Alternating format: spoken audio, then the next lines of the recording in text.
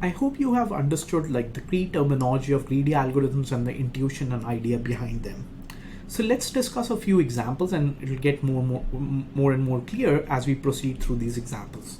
The first one is the coin change problem, and what this essentially states is you need to make a change with the smallest number of coins, which is our objective function is to reduce the number of coins. Okay, that's the key idea.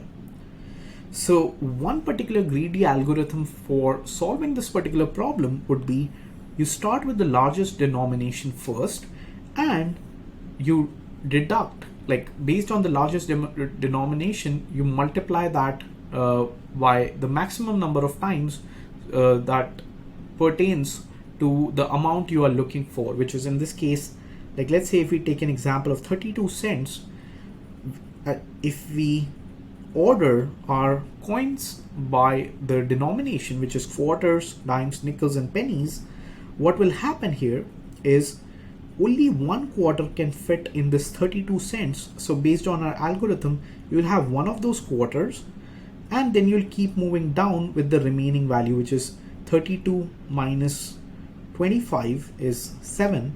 So you cannot have dimes because we have a value that is more than 7. Dimes actually pertain to 10 cents. Then we have nickels, so you can have one nickel, but then you have like 2 cents that are still remaining, so you would require like 2 pennies. So based on our greedy algorithm, like you would just require about 4 coins to solve this particular problem. Now an important thing to note here is that like when we devise this particular strategy, this is not going to give you the most optimal solution always, which is like we devise this algorithm. It is really simple to execute. Like whenever you are writing these greedy algorithm programs or dynamic programming programs, the programs are really short. They are not that tricky. Like when you saw graphs or trees, you still had to manipulate a lot of things. Here, most of these problems would require you a lot more thinking rather than like writing code, which is the code for this particular problem might be just a few lines of code, like maybe less than 10 lines of code. One simple for loop would execute this for you. So what I was trying to say is this particular algorithm, which is you start with the largest denomination and dispense as many as those fit, is not going to give you the optimal solution. So I'll give you a concrete example on when it's not going to give you a concrete like a correct solution. So let's say if we have a completely different universe where we have the same example, we need like 32 cents, but we have a different coin system that consists of 3 types of coins. One is called Gryffindor, that's like 14 cents each, Slytherins, which are 8 cents each, and Hufflepuffs, which are 1 cent each. So in this case, if we apply the same algorithm as we can see right here, what will happen is for this 32 cents, if we pick Gryffindor, we can easily have 2 Gryffindor coins. So essentially 28 cents would be subtracted from the 32, so we'll just get 4 cents.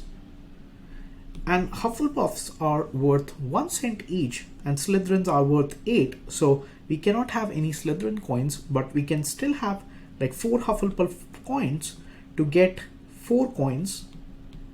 So essentially we got like 2 Gryffindor coins, which are worth these 28 cents, and 4 Hufflepuff coins, which is a total of 6.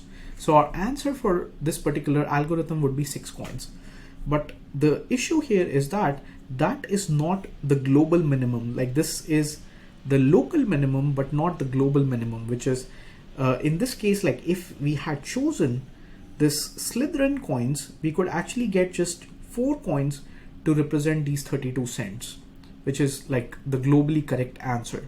Why this actually works is because the particular coin system is based on a mathematical principle called non-compostability indices. So I'm not going to cover that, but I'm just giving you an idea that again, based on some mathematical properties, this is not going to give you a correct globally optimal solution. Okay, this is an algorithm that will give you a local optimal but not the global optimal. Another example we might have is like a bin packing algorithm, which is essentially what we have here is we have these boxes that each require, like in this particular example, we have boxes that require 14 units, 16 units, and 4 units, and 6 units of space. So we have like 4 boxes. How many bins are required to store all 4 boxes if each bin can take at most like 20 units of space? So essentially what the problem is we have bins that can store 20 units each, and you can have like as many bins as you want. Now we want to store these units, like we have these values that are given to us. We want to store like these items into these boxes. So maybe what we can do is we can store, like we can have 4 boxes, each worth 20 units, and store in each of them, like in each one of them, those values, which is in this case, first one is 14, then 16, then the other one is 4, and the other one is 6. But the issue here is that like this is not neither a local optimal, neither a global optimal, because our objective function is to minimize the number of bins, and we didn't do anything. We just stored them into a new box. So what we can do is, again, we can write greedy algorithms. 2 common strategies to solve this particular problem is, the first one is called the first fit strategy. So what you do is, in this case, you scan the bins and see if there is any available space to fit a particular item into the bin. If that is the case, like add the item to the bin, and that's it. So essentially what would happen is, for this one you have 14, 16, 4, and 6.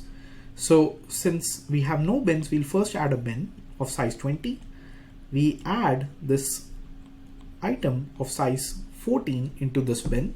Next we have 16. So 16 cannot fit here, so we will have to create a new bin that can store this item, which is a new bin is storing it.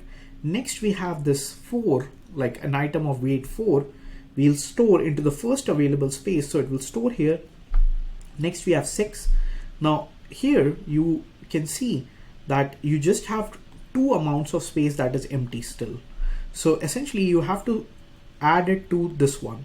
Now here you have 4 amounts of space, so it will still not fit. So you'll create a new bin and store that in this one. So essentially the first fit strategy is returning 3 in this case. Best fit strategy is a little bit different, which is you scan the bins and place the new item in the bin that finds the spot that creates the smallest empty space. So essentially you see this gave you a local optimal, but it is not the most global optimal, but the best fit is going to return the a better solution than the previous one, which is, in this case, you have like again those same numbers, 14, 16, 4, and 6. First you store 14 here, then for 16 you have to create a new bin. For 4, you see, like for this one, when we add 4 to this, a space of 2 will still be remaining, but if we add 4 to this one, a space of 0 will be remaining, which is it will be completely filled. So 4 will be added here. Next we have 6. So 6 can be added here, so it will like return like 2 bins are required to store all these packages. Now there are a lot of variants of this problem, which is you can break the packets into smaller chunks. You could like move the items from one bin to another. Like you can add a lot of constraints, and this can be solved both by greedy and dynamic. In the next video, we'll see some more problems on that we can solve using the greedy strategy.